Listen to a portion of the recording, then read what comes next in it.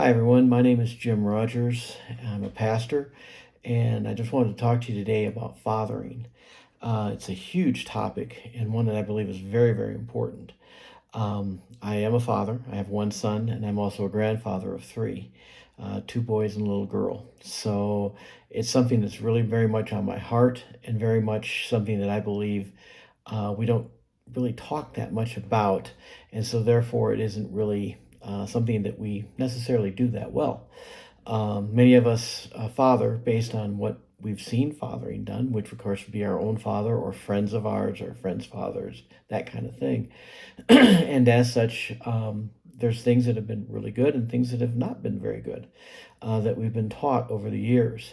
But the main thing that I found as a father is to try and emulate well, the person I believe is the greatest father, which is the Lord.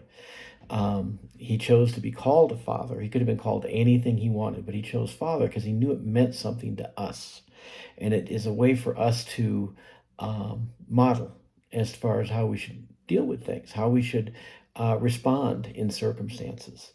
Many people think, well, you have to be a good father, you have to either be a very strict disciplinarian or you have to be someone who basically, I think the more modern term for it is free range parenting, where they pretty much can do anything. And I think really the place we want to be is in the middle ground of it. We want to be in a place where we do have discipline for our children. It's important. They need to know that there are boundaries and that there are consequences when those boundaries aren't kept. But then also that everything that we do is done in love. We model for them what it means to love someone without any questions, without any doubts, without any concerns.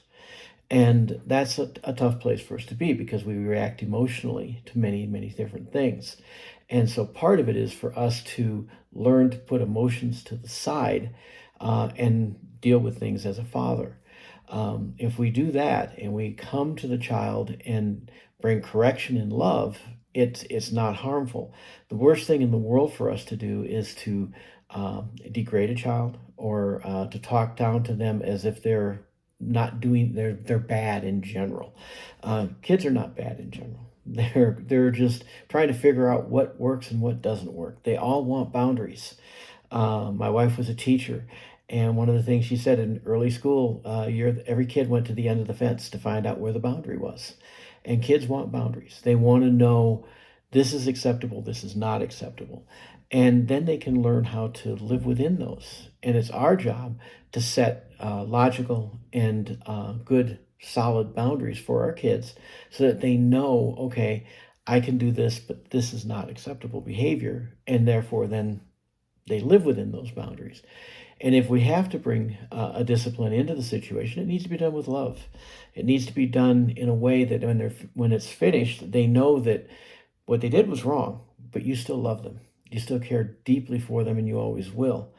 If they have that as a foundation, that's when they move forward and they have the ability to stretch out and see what they can do. They no longer fear what the boundary is going to bring to them.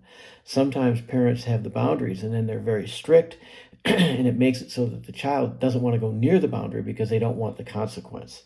But if they know that the boundary is there and it's for their own protection, they'll live within it and they will accept it. And not only that, but they will actually enjoy having it because that tells them, hey, this is where I can go, this is where I can't go. And that's throughout their life. They learn that there are certain things that are acceptable and certain things that are not. So as parents and as a father, it's our job to make sure that when we are dealing with our children, we always remember we love them. We love them with all of our heart. And as such, that's what we want them to know. We want them to know that no matter what they do, they're still loved. There may be a consequence for something that they do, and that's okay. But in the end, they still have to know that you want to wrap your arms around them and love them. They want to know that there's that safe place with a father. A father is that figure that brings safety and protection into the home. Without that, kids don't know what they can do and what they can't do. They don't know if it's okay or not okay, and so they tend to stretch everything out. But when the father is there and is providing that protection, providing that love and leadership, then what happens is the child now can expand out and do everything that they want to do. And they know what's acceptable. And that's the key to this. When they get into a situation and you have to deal with it, you deal with it. But at the end, they need to know my dad, my father still loves me. He's not changed. That part hasn't changed. And once they know that, then they feel ability to go out and really try things that they may never have tried in any other way. My two grandsons are very different from each other. One is kind of a cautious kid and very, very smart, but he's like, not real risk taker. The other one wants to climb up on top of things and jump off.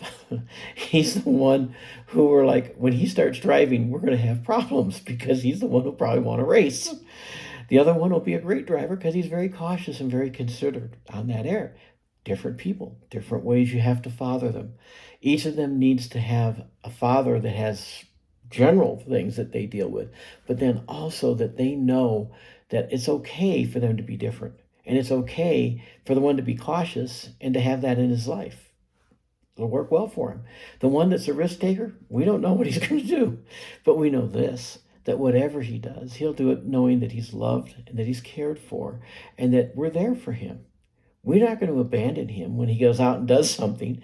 We just, kind of sometimes we go, I can't believe he did that. But he does, And so what you end up with, if different kids need different types of parenting, different types of fathering. But in the long run, they need to know that if you're wrong, you'll admit it. The hardest thing in the world for a father to do is to go up and ask for forgiveness because they made a mistake. But it's also one of the biggest things you could ever do for a child because it shows them that you respect them, you respect who they are, you respect their ability to make decisions, and you're not infallible. There's times when we do things that we shouldn't have done too. And so therefore, when we set that stage and we say, can you forgive me for doing that? It allows them to come back to you and say, can you forgive me for doing that? So your parenting has so many different facets to it. But know this, that if you love the child and you care for them, they're going to know it. And that's going to be a safe place for them to be. We want them to be in a safe place where they can grow, they can challenge things, they can try things out. Some of it may scare us, but that's okay. That's who they are. That's their personalities. We want them to expand, we want them to grow, and we want them to know that no matter what they do, they've always got a safe place to come back to, and that's you. You're their safety zone. You're the one that's going to love them no matter what, and you're going to care for them, and you're going to be there for them. If they make a mistake, they're going to face a consequence for the mistake, no question. But you're going to stand alongside them and protect them. And they need to know that. Why? Because that gives them the ability then to stretch out their arms and go for it. I just pray that each one of you will learn and grow yourself and learn from the mistakes that your parents made, your father made. We all make mistakes, and it's okay because there's a lot of grace for everybody. Learn from those mistakes. Pick up the things that your father did well and encourage those in your children and grow into the other areas. God bless you, and I hope that this has been helpful for you, and enjoy the rest of your day.